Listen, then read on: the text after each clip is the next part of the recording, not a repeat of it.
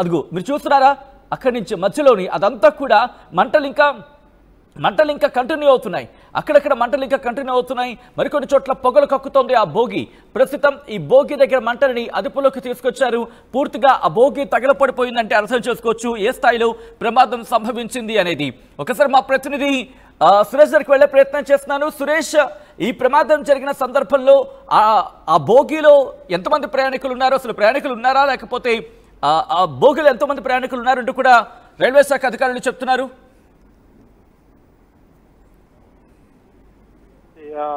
ఇదిగానే మీడియాకి అనౌన్స్ చేసినటువంటి పరిస్థితి లేదు.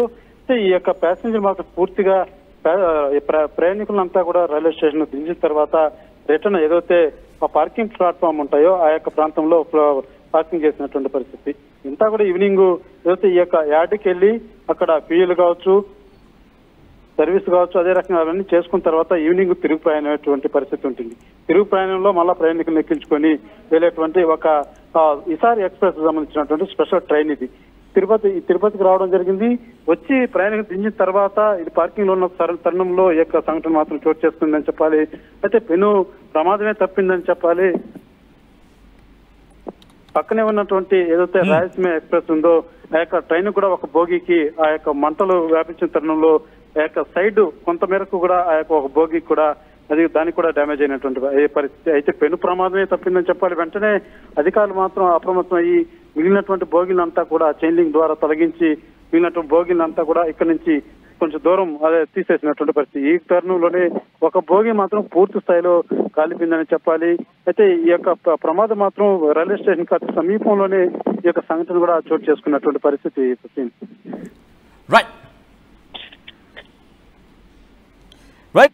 మీరు చూస్తున్నారు వార్టీవీ స్క్రీన్ మీద ఎటువంటి పరిస్థితి ఉంది అనేది భోగిలకు సంబంధించి మీరు చూడొచ్చు. పూర్తిగా మంటలు అంటుకున్న తర్వాత ఆ మంటలు ఆ అగ్ని కీలలు ఎగసి పడుతున్న విజువల్స్ మీరు చూస్తున్నారు. ఆ మంటలు ఆకాశాన్ని తాకుతున్నాయా అన్నట్టుగా ఆ మంటలు వ్యాపించాయంటే ప్రమాద తీవ్రతను అర్థం చేసుకోవచ్చు. ప్రస్తుతం రెండు రైళ్లకు సంబంధించి మంటలు అంటుకున్నాయనేది మనకు అందుతున్న సమాచారం. ప్రస్తుతం అధికారులు అక్కడికి చేరుకున్నారు. అధికారులు, రైల్వే శాఖ అధికారులు, అలాగే పోలీసు ఉన్నతాధికారులు కూడా అక్కడికి చేరుకున్నారు. అగ్నిమాపక సిబ్బంది ఎప్పుడైతే సమాచారం అందిందో అగ్నిమాపక సిబ్బంది అక్కడికి చేరుకున్నారు. పూర్తిగా మంటల్ని అదుపులోకి తీసుకొచ్చే ప్రయత్నం జరుగుతోంది. అక్కడక్కడ ఇంకా మంటలు కంటిన్యూ అవుతున్న ఒక భోగికి సంబంధించి మీరు చూస్తున్నారు. ప్రస్తుతం మంటలని అదుపులోకి తీసుకొచ్చారు అగ్నిమాపక సిబ్బంది. ఫైర్ ఫైటర్స్ బృందం అక్కడికి చేరుకుని మంటలని అదుపులోకి తీసుకొచ్చే ప్రయత్నం చేస్తోంది. ఈ ఘటనకు కారణం ఏంటి అనే ప్రశ్నను ఈ ఘటనకు సంబంధించి కారణం ఏమై ఉంటుంది, ప్రశ్నకు సంబంధించి ఇప్పటికీ ఆ ప్రశ్నను విమర్శించే ప్రయత్నం చేస్తుంది. కారణం ఏమై ఉంటుంది? రైల్వే శాఖ నిర్లక్ష్యం, అంటే రైల్వే శాఖ ఫెయిల్యూరా, లేకపోతే కుట్రకోణమా? వరుస రైలు ప్రమాదాలకు కారణం ఏంటి? ఎందుకంటే గత కొద్ది రోజుల క్రితం చూసాం రైల్వే శాఖకు సంబంధించి ముఖ్యంగా నిన్న కొద్ది గంటల క్రితం ఒక గూడ్స్ ట్రైన్ పేలిన ఘటనలో గూడ్స్ ట్రైన్కి సంబంధించి మంటలు అంటుకున్న ఘటన తర్వాత గంటల వ్యవధిలోని ఇంకొక ఒక విధంగా చెప్పాలంటే ఈ ప్రమాదం ఒక్కసారిగా షాక్కి గురి చేస్తుంది అందరినీ. తిరుపతి లాంటి ప్రదేశంలో చాలా సెక్యూర్గా ఉంచే ప్రయత్నం చేస్తూ ఉంటారు రైల్వే శాఖ అధికారులు. ఎందుకంటే అక్కడ పిలిగ్రిమ్ ముఖ్యంగా అక్కడికి భక్తులు ఎక్కువ మంది వస్తూ ఉంటారు, పిలిగ్రిమ్స్ చాలా మంది వస్తూ ఉంటారు. వచ్చిన తర్వాత ఆ నేపథ్యంలో ఎటువంటి ఇబ్బంది తలెత్తకుండా ఏర్పాట్లు చేస్తూ ఉంటారు. అటువంటి చోట ఈ ఘటన జరగడం వెనకాల కారణమై ఏమై ఉంటుంది అంటూ కూడా ప్రస్తుతం ఇన్వెస్టిగేషన్ ప్రారంభం కాబోతోంది. కానీ ప్రప్రథమంగా ముందు వాళ్ళ కర్తవ్యం ఆ మంటల అదుపులోకి తీసుకురావడం. మా ప్రతినిధి సురేష్ అప్డేట్స్ అందించేందుకు ఫోన్ లైన్లో కంటిన్యూ అవుతున్నారు. సురేష్ దగ్గరికి వెళ్లే ప్రయత్నం చేస్తున్నాను. సురేష్, ఇప్పుడు మంటలు అదుపులోకి వచ్చాయా? రెండు రైళ్లకు సంబంధించిన ప్రస్తుత పరిస్థితి ఏంటి? ఏదైతే మంటలు చెలరేగినటువంటి భోగిలో మాత్రం పూర్తిగా మంటలు అదుపు చేసేశారు. అయితే మిగిలిన భోగిల నుంచి కూడా దీన్ని వేరు చేశారు కాబట్టి వెంటనే ఫైరింగ్ సిబ్బంది కావచ్చు, అగ్నిమాపక సిబ్బంది మొత్తం కూడా చేరుకొని ఆ యొక్క పూర్తి స్థాయిలో అయితే మంటలు అదుపు చేసినటువంటి పరిస్థితి.